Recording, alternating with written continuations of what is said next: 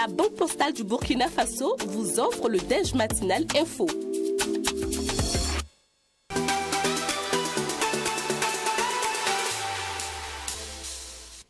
Geoffroy Vaha, directeur général adjoint des médias de Trui TV et Watt FM, est l'invité de ce jour. Avec lui, nous reviendrons justement sur cette actualité malienne, la sortie du Premier ministre malien, Choguel Kokala Maïga. Bonjour et bienvenue.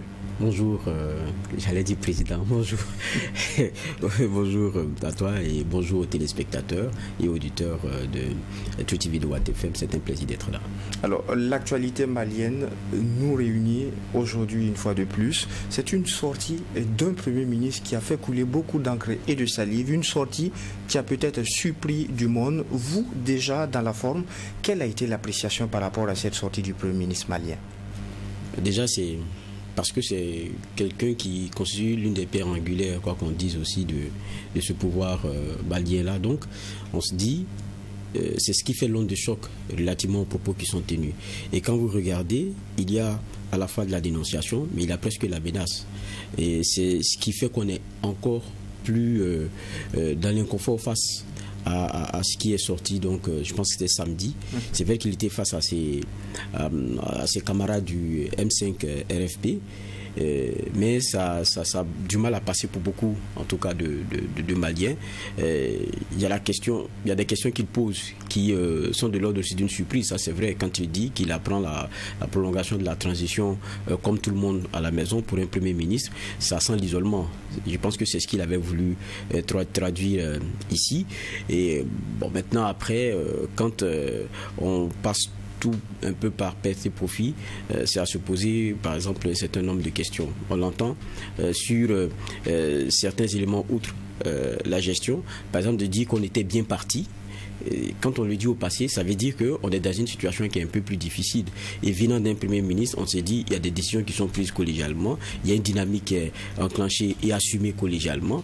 Et aujourd'hui, se mettre dans la posture de celui qui est dehors, qui est dans la critique, alors qu'il est l'une des pièces maîtresses du système, je pense que c'est normal qu'on comprenne que pour beaucoup de Maliens, ça a du mal à passer. Et quand vous regardez, ça fait les choux gras d'une presse, notamment occidentale, qui n'attendait pas plus pour dire que ça ne va pas au Mali et pour dire que même ce sont des propos qui viennent du Premier ministre, donc ça doit avoir du poids, ça doit avoir ceci. Donc ils ont l'impression qu'il y a le mur qui se lézarde. Donc tous ceux qui étaient contre cette dynamique, parce qu'ils voient aussi plus grand AES et tout, ont commencé donc à rabâcher en tout cas les propos qui sont sortis samedi. Donc ça a un effet qui donne l'impression de se tirer une balle dans le pied, mais on se pose la question, pourquoi une sortie de ce genre maintenant? Parce que vous parlez d'une décision qui a eu lieu il y a maintenant un peu longtemps. Vous dites que vous n'avez pas été associé. Quand on n'est pas d'accord, certains disent on dit non et on part.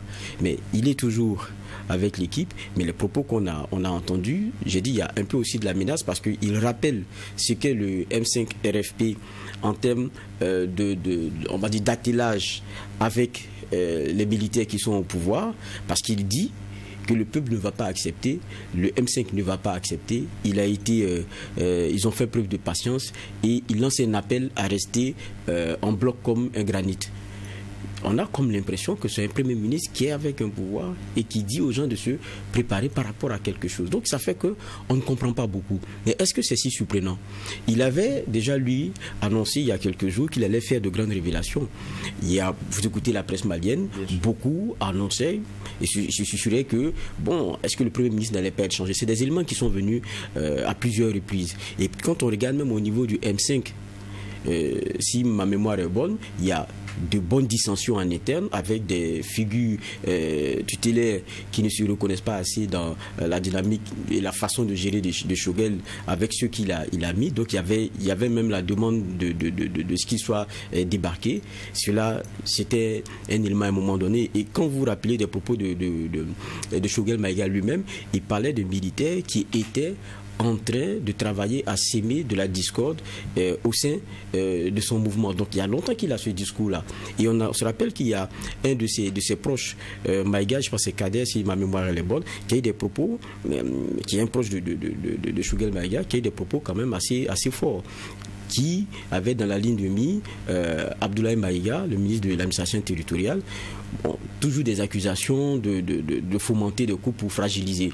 Donc on a comme l'impression que depuis, il y a Choguel Maïga qui a un peu mal à partir avec peut-être certains du gouvernement ou bien une certaine façon de faire les choses. Donc on sentait des tensions qui existaient depuis. Maintenant, en tant que Premier ministre, venir jeter cela comme ça sur la place publique, c'est difficile de se dire que on n'a pas en tête qu'on fragilise une dynamique qui est enclenchée et pour laquelle il faut une cohésion, il faut que tout le monde soit derrière. Lui-même le dit, ça risque de mettre à mal l'unité et qu'au début ça a bien commencé parce que tout le monde était ensemble.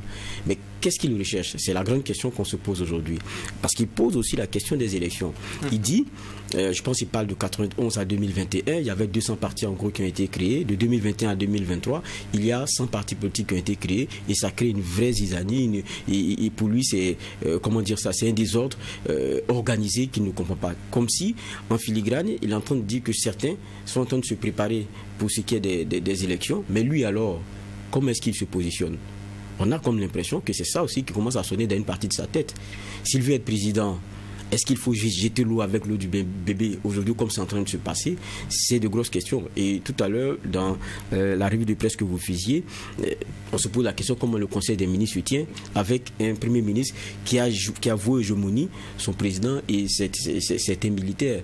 Donc voilà un peu la situation d'inconfort qui vient d'être créée, qui fait le chou gras de certains qui se moquent, mais je pense qui pose beaucoup de problèmes. La posture et la démarche du Premier ministre, en tout cas, est à questionner. Et en plus, c'est vrai qu'il part avec un élément qui surprend tout le monde. Une grosse décision comme ça dit que bon, lui n'a pas été au courant, il a été isolé. Bon. Justement, on connaît l'homme, on connaît un peu sa grandeur, on connaît son rôle, son implication dans cette transition malienne du début jusqu'à maintenant. On connaît son implication dans la création de l'AES.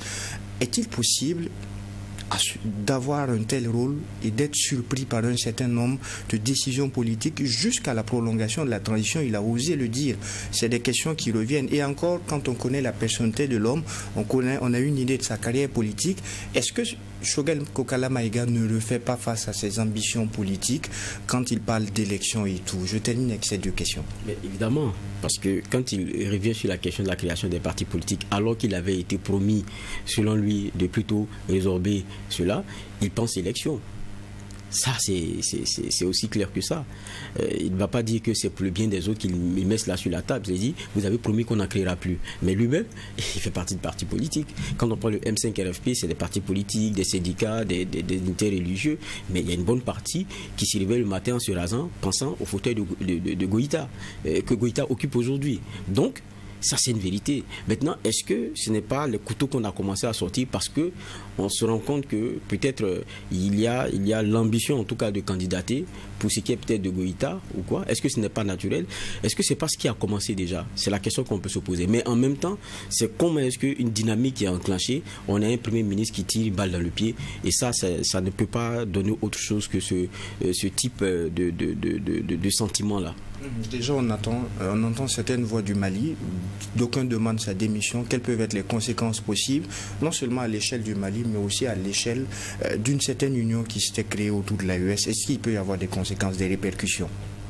Bon, je pense que le Mali sera sorti de là en trouvant les justes milieux. Rappelons aussi que le M5 RFP, lorsque Mbadiao commençait sa transition, Mbadiao que Assimi Goïta a renversé, on sait que le M5 RFP avait un poids fort et il avait été demandé au M5 RFP de rejoindre en son temps le gouvernement, ce que le M5 a refusé. C'est lorsque Goïta est venu qu'il a dit qu'il permettrait que le poste de Premier ministre échoue à quelqu'un du M5 RFP. C'est comme ça que Choguel Maïga vient.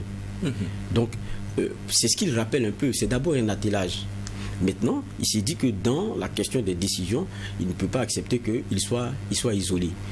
Bon, est-ce que c'est le moment et la bonne façon de l'exprimer? Visiblement, ça ne plaît pas. Et pour quelqu'un qui continue d'être le Premier ministre d'un gouvernement, est-ce qu'on peut mettre à mal ainsi tout le monde? ou bien c'est à force d'avoir tenté de gérer la question en interne et n'ayant pas de solution qu'il est sorti. Dans ce cas de figure, vous partez. Parce que là, je ne sais pas comment est-ce qu'il peut être dans un confort en restant Premier ministre après ce qu'il a dit samedi. Ou bien ce qui se susurrait, c'est-à-dire son départ, était un élément acté et qu'il a dans son calcul d'évancer l'Ugandan dans l'eau, mettant les uns et les autres dans un non-confort, en rappelant peut-être les éléments qu'il a mis sur la table, par exemple la question de son isolement, qui peut être partagé par certains en termes de surprise, se dit mais quand même un Premier ministre, on ne pourrait pas le mettre à l'écart. Est-ce que c'est pas ce capital sympathie-là qu'il est en train de chercher à construire, sachant qu'il va partir? C'est autant de questions. Mais je me surprends qu'il soit aussi surpris, parce que quoi qu'on dise aussi, la plupart des pouvoirs militaires aussi, la décision centrale là, c'est souvent entre eux. Ça, il faut le dire, parce qu'ils ont pris des risques et c'est un noyau dur qui gère les choses. Et très souvent, quand vous venez et quand vous êtes avec eux, ce qu'on vous partage quelquefois, c'est dans la façon d'implémenter cela. Sinon, la décision est souvent, très souvent, comment dire ça, elle est dans un noyau dur, et le noyau dur, il est même souvent difficile à vraiment cerner et à connaître. Maintenant, est-ce qu'il n'y a pas tous ces soucis-là? Bon, c'est ce qu'on pourrait se poser comme question. Mais on espère que le Mali pourra très vite régler cela. Ils vont se parler et avancer. Maintenant, vous parliez de l'AES. C'est vrai que nous, on regarde ça aussi avec beaucoup d'intérêt, puisque nous sommes tous en relation et on s'est dit qu'on a un destin commun. Voilà pourquoi on travaille sur la question de la fédération et tout. Donc, c'est un sujet qui interpelle. Et quand on voit un moment qui peut ressembler à un genre de fragilisation comme ça, on se demande est-ce que très vite, ça ne va pas se régler? C'est la question qu'on pourrait poser. C'est un avant-goût que l'on donne aux auditeurs et téléspectateurs avec votre accord, Geoffroy Vaha. On va bien sûr continuer ces échanges, Dieu voulant, vendredi prochain. On verra. D'accord, il n'y a pas de souci. Alors, merci à vous, auditeurs et téléspectateurs. Ainsi se referme ce numéro du DEJ Info. N'oubliez pas, rendez-vous est pris pour vendredi avec Geoffroy Vaha sur cette actualité malienne, mais aussi l'actualité sénégalaise avec les dernières législatives. En attendant de vous retrouver demain pour un autre numéro, eh bien, non seulement portez-vous bien, mais aussi et surtout que Dieu bénisse le Burkina Faso.